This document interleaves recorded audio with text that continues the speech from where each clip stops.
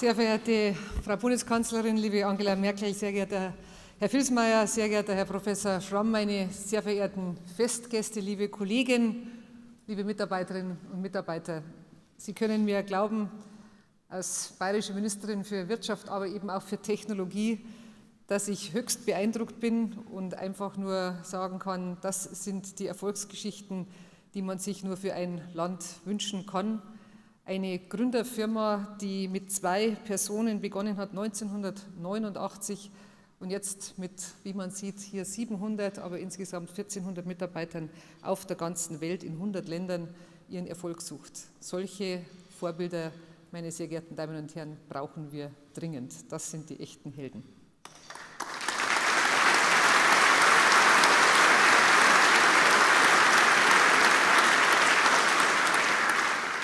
Und sehr geehrte Frau Bundeskanzlerin, liebe Angela Merkel, schön, dass wir heute die Bundeskanzlerin in Bayern, hier in München, Riem zu Gast haben dürfen, ein bisschen vielleicht auch zeigen können, dass wir stolz sind auf das, was in Bayern sich auch tut, dass wir ein Land sind, das bei Digitalisierung ganz vorne sich versucht zu bewegen und auch investiert. Ich will das jetzt nicht alles sagen, weil heute die Bundeskanzlerin natürlich im Hauptzentrum steht.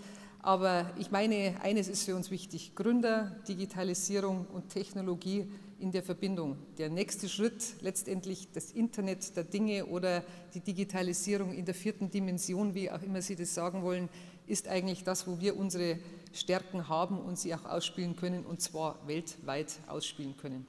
Und wenn dann noch so etwas Segensreiches wie Medizintechnik dazukommt, dann ist es, glaube ich, eine ganz besondere Dimension.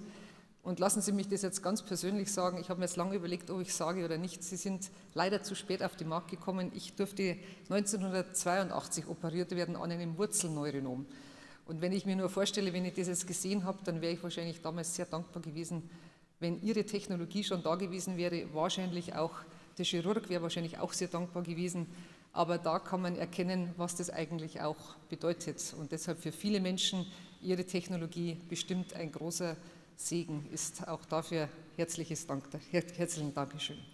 Liebe Angela, nochmal herzlichen Dank, aber auch herzlichen Dank dafür, dass wir uns aufmachen, gerade in Forschung und Technologie unglaublich viel zu investieren.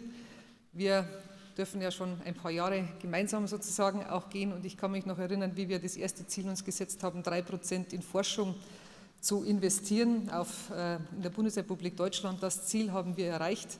Und das nächste Ziel steht schon an, 3,5%. Ich glaube, jeder Zehntel, jedes Promille, das hier investiert wird, ist gut für unser Land, gut für unsere Menschen, aber natürlich auch gut für unseren Standort. Herzlichen Dank und herzlich willkommen nochmal und Ihnen auch alles Gute für die Zukunft. Dankeschön.